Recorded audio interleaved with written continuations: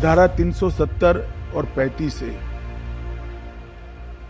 ये हमारे देश को एक प्रकार से हमारे देश के साथ कश्मीर को एक रूप होने से रोकने वाले व्यवधान। उनको मालूम नहीं, धारा 370 ने ही घाटी के युवाओं के मन में अलगाववाद का बीज बोने का प्रयास। गुजरात भी पाकिस्तान से सटा हुआ है, राजस्थान भी पाकिस्तान से सटा हुआ है। क्यों वहां आतंकवाद नहीं आया? कश्मीर के अंदर सालों तक आतंकवाद का नंगा तांडव होता रहा और देश मूक दर्शक बनकर देखता रहा। 2018 में 2100 घटनाएं पथराव की हुई थी। 2024 में एक भी घटना पथराव की नहीं हुई है। 2024 समाप्त हो और मुझे विश्वास है कि जो कुछ भी हमें गंवाया है वो हम जल्दी प्राप्त करें। जम्मू और कश्मीर केवल भारत का अंग नहीं है, ये भारत की आत्मा का अभिन्न हिस्सा है। धारा 370 और 35 ए ये हमारे देश को एक प्रकार से हमारे देश के साथ कश्मीर को एक रूप होने से रोकने वाले व्यवधान थे। उस वक्त भी डॉक्टर तंवर ने कहा, उस वक्त भी जनता ना चाहती थी ना लोग चाहते थे। संविधान सभा में भी बहुमत नहीं चाहता था कि धारा 370 संविधान का हिस्सा बने। खैर मगर बन गया। मगर कुछ दृष्टिवान लोग भी थे जिन्होंने जब हिस्सा बना तब टेम्पररी प्रोविजन लिखना जरूरी समझा। और मित्रों, जो चीज कृत्रिम होती है, प्राकृतिक नहीं होती है, नेचुरल नहीं होती है, वो उसका आयुष्य लंबा नहीं होता है। और नरेंद्र मोदी जी के दृढ़ संकल्प ने 5 अगस्त 2019 को धारा 370 को समाप्त कर एक कलंकित अध्याय हमारी आजादी का समाप्त करने, आजादी के बाद के इतिहास का समाप्त करने का काम किया। और वहीं से कश्मीर का भारत के साथ, बाकी भारत के हिस्सों के साथ ही विकास का अध्याय शुरू होता है। कई बार मुझे कई लोग प्रश्न पूछते हैं कि धारा 370 और आतंकवाद का क्या रिश्ता है? उनको मालूम नहीं है, धारा 370 ने ही घाटी के युवाओं के मन में अलगाववाद का बीज बोने का प्रयास किया। मुस्लिम आबादी देश के कई हिस्सों में है, किसी भी स्थान पर क्यों आतंकवाद नहीं आया? फिर एक दलील देते हैं पाकिस्तान से सटा हुआ है।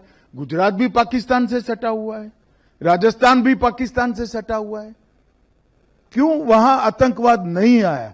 धारा 370 ने भारत और कश्मीर का जुड़ाव टेम्पररी है, ऐसा एक भ्रांति फैलाने का काम किया, जिसने अलगाववाद के बीज बोए, जो आने वाले दिनों में आतंकवाद में परिवर्तित हुए। और ये दुर्भाग्यपूर्ण बात है कि 40,000 से ज्यादा लोग आतंकवाद के बलि चढ़ गए।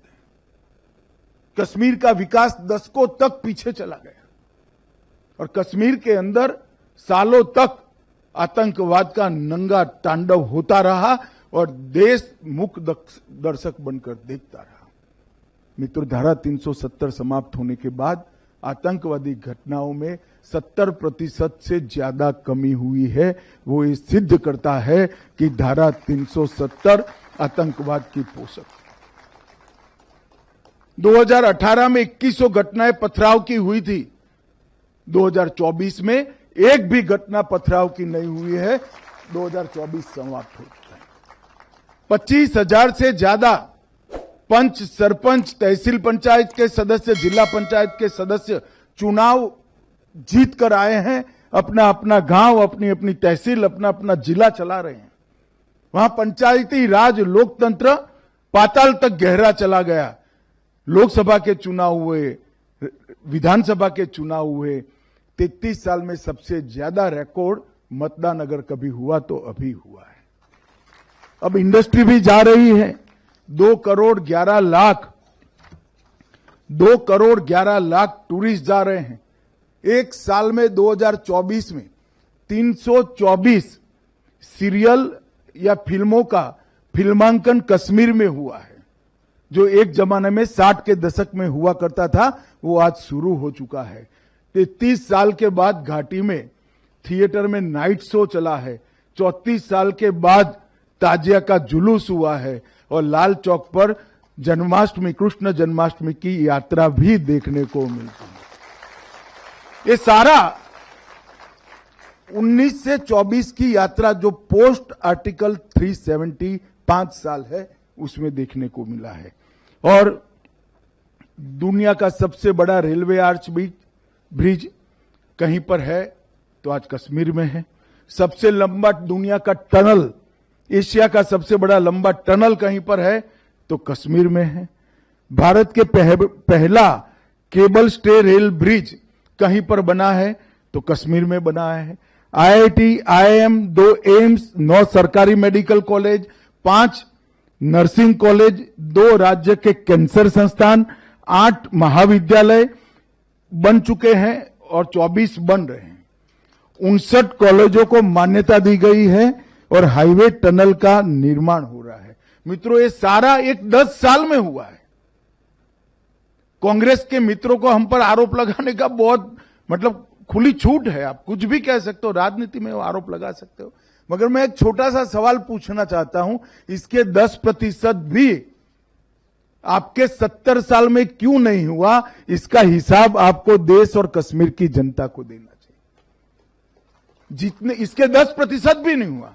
80,000 करोड़ रुपए का पैकेज प्रधानमंत्री जी ने न केवल घोषणा की, इसको जमीन पर उतारने का काम नरेंद्र मोदी जी ने किया है।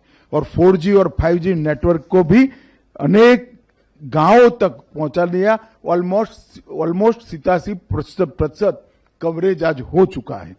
मित्रों, और मैं आज कहना चाहता हूं कि हमने न केवल आतंकवाद पर कंट्रोल पाया है, इसको रोकने में सफलता प्राप्त की है, हमने आतंकवाद की इकोसिस्टम को भी घाटी में से पूर्णतया समाप्त करने का काम नरेंद्र मोदी सरकार ने किया। और ये सब इस भूमि के लिए हुआ है, जो भूमि का देश और दुनिया की सभ्यताओं में बहुत बड़ा योगदान है। हमारे देश की भाषाओं को, हमारे देश के व्याकरण को, हमारे देश के कई प्रकार की विधाओं को कश्मीर के विद्वानों ने समृद्ध किया है। और कुछ चीजें तो ऐसी है, संस्कृत का व्याकरण हो या नाट्य शास्त्र, जिसमें बहुत बड़ा हिस्सा कश्मीर के विद्वानों का रहा है। और मित्रों, आज मुझे आनंद है कि कश्मीर एक प्रकार से फिर से एक बार हमारे भू सांस्कृतिक राष्ट्र भारत का अभिन्न अंग बनकर भारत के साथ ही विकास के रास्ते पर चल पड़ा है। वहां पर भी लोकतंत्र प्रस्थापित हुआ है। और मुझे विश्वास है कि जो कुछ भी हमें गवाया है वो हम जल्दी प्राप्त कर देंगे। पूरा विश्वास है। न केवल भौतिक विकास, कश्मीर की सांस्कृतिक ऊंचाइयों को भी हम बहुत जल्द प्राप्त करेंगे। आधुनिकता को तो स्वीकारेंगे ही, मगर हमारा चीर पुरातन जो गौरव है उसको भी प्राप्त करेंगे। इतिहास के वो अमर पन्नों को फिर से एक बार सृजित कर जमीन पर उतारने का काम भी कश्मीर की जनता करेगी, इसका मुझे पूरा विश्वास है। आज मैं इतना ही कहना चाहता हूं कि श्यामा प्रसाद मुखर्जी ने, जिन्होंने सबसे पहले एक देश में 2 विधान 2 प्रधान 2 निशान नहीं होंगे कर अपना बलिदान दिया था, श्यामा प्रसाद मुखर्जी का एक वाक्य है, जम्मू और कश्मीर केवल भारत का अंग नहीं है, ये भारत की आत्मा का अभिन्न हिस्सा है। और इस पुस्तक ने ये सिद्ध कर दिया है कि हमारी संस्कृति का अभिन्न हिस्सा जम्मू कश्मीर और लद्दाख है। इसको कोई अब नकार नहीं सकता।